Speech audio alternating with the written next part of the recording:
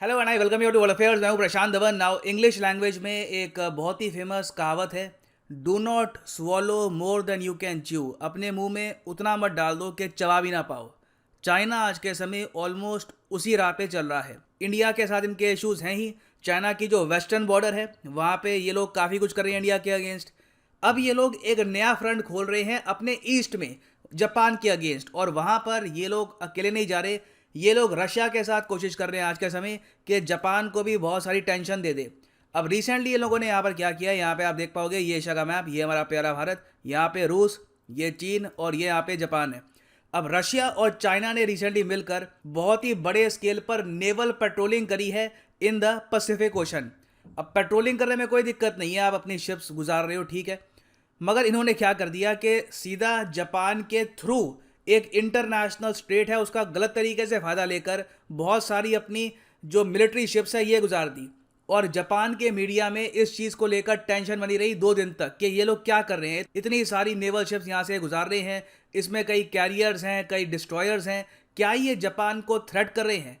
और इसका जवाब दिया जापान के डिफेंस चीफ ने कि जो रूस और चीन आज के समय कर रहे हैं ये एक शो ऑफ फोर्स है। ये जापान को दिखा रहे हैं कि इनके पास क्या कैपेसिटी है, क्या इनके पास शक्ति है। और दोनों रशिया और चाइना अगर इकट्ठा आ जाएं तो जापान की नेवी ज़्यादा दिन तक टिक नहीं पाएगी दोनों कंट्रीज़ के सामने। और यूएस मीडिया ने भी इसको कवर किया है कि रशिया और चाइनीज़ वॉरशिप्स आज के समय जो टीम अप कर चुकी है, एक टीम बना चुकी है जापान को चैलेंज करने के लिए पैसिफिक ओशन में। ये एक बहुत बड़ी बात है और यूएसए को यहाँ पर इंटरवेंशन करनी चाहिए, जापान की हेल्प में आना चाहिए। जापान के of course defence minister openly तो बोलेंगे नहीं कि मुझे हेल्प चाहिए, यहाँ पर हमारी नेवी छोटी पड़ रही है। मगर जो उनके वर्ड्स हैं आप अगर पढ़ोगे वो यही है कि हमें भी अपने पार्टनर्स के साथ कुछ बड़ा स्टेप उठाना पड़ेगा नियर द पैसिफिक ओशन। तो डिस्कस करते हैं यहाँ पे कि रशिया और चाइना ने किया क्या है, क्या इंडिया यहाँ पर कुछ कर सकता है, क्या हमारे पास कुछ ऑप्शन हो जाती है, या फिर रशिया का नाम सुनते ही हमारे ऑलमोस्ट आप कह सकते हैं मजबूरियां सामने आ जाती है कि नहीं, रशिया यहाँ पर इन्वॉल्व है,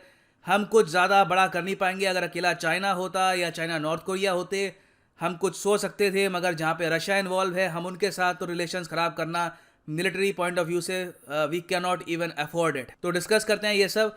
मगर आगे बढ़ने से पहले आपसे एक क्वेश्चन पूछूंगा कि हाल ही में 2021 में 5वां एडिशन हुआ है जिमेक्स का। जिमेक्स मतलब कि India Japan maritime bilateral exercise, JIMEX.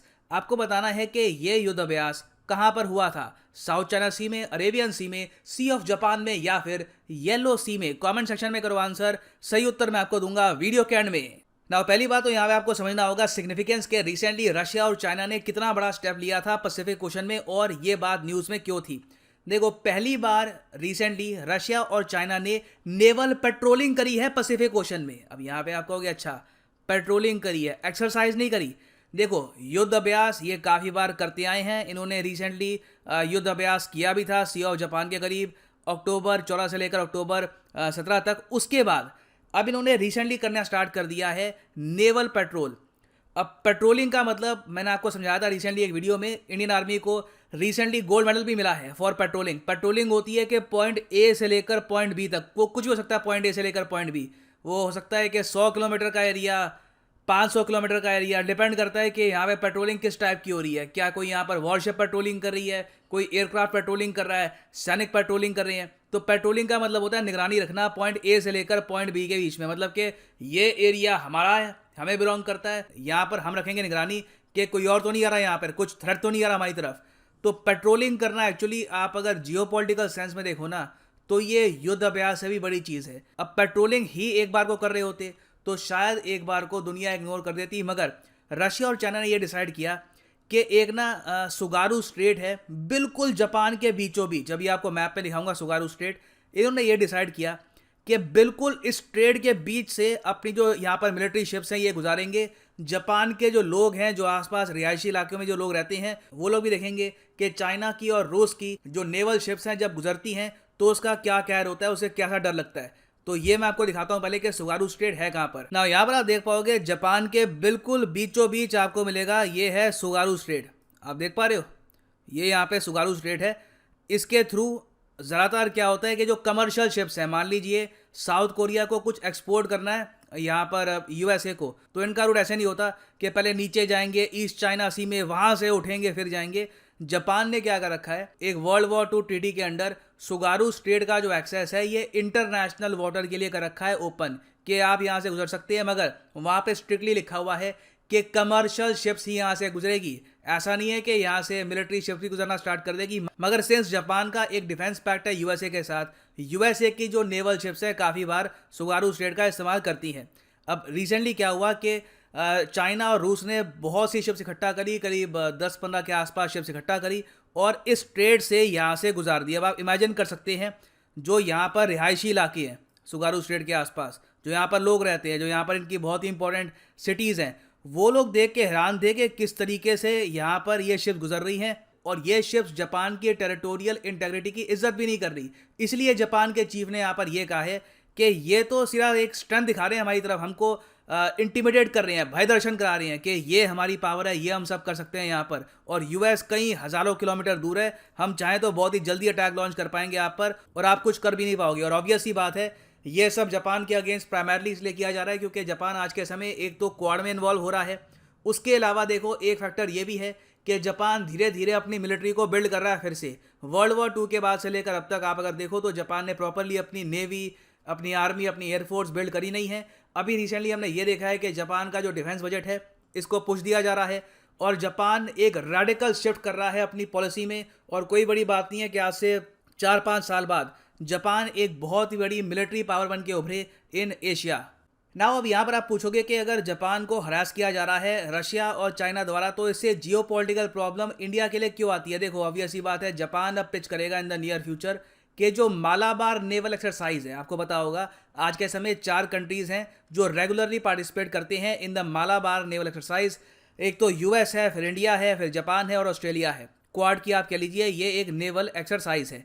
अब पॉसिबिलिटी ये है कि जापान ये कहे कि ठीक है मालाबार अगली बार जो हम करेंगे ना, या तो सी ऑफ जापान के आसपास करेंगे या फिर रशिया को चैलेंज देने के लिए हम कर सकते हैं सी ऑफ ऑस्टॉक के आसपास। अब इंडिया के लिए इस केस में प्रॉब्लम ये हो जाएगी कि अगर हम यहाँ पर इस एक्सरसाइज में पार्टिसिपेट करते हैं तो इससे हमारे रिलेशंस कुछ हद तक खराब हो सकते हैं रशिया के साथ। रशिया ऑलरेडी आपको पता होगा खुश नहीं है कि इंडिया क्वाड का पार्ट है, इंडिया इंडो पैसिफिक स्ट्रैटेजी को प्रमोट कर रहा है। रशिया बहुत बार इसको रिजेक्ट कर चुका है, क्वाड का काफ़ी बार खंडन कर चुका है रशिया कि ये ग्रुप चाइना को कंटेन करने के लिए बनाया जा रहा है, ये ग्रुप गलत है। तो आप कह लीजिए चाइना एक बहुत ही मास्टर गेम प्लान खेल रहा है जहां पर ना सिर्फ ये जापान, इवन इंडिया पे भी प्रेशर डाल रहे हैं, क्योंकि जितने रिलेशन जापान रशिया के साथ खराब करेगा उतना प्रेशर इवेंचुअली इंडिया पे आएगा। और अगर इंडिया यहाँ पे कुछ बड़ा स्टेप नहीं लेता तो क्वाड में देखा जाएगा कि इंडिया सबसे ज़्यादा कमज़ोर और रिलक्टेंट मेंबर है, क्योंकि अकेला इंडिया ही एक ऐसा देश है जो रशिया पे मिलिटरीली बहुत ज़्यादा डिपेंडेंट है।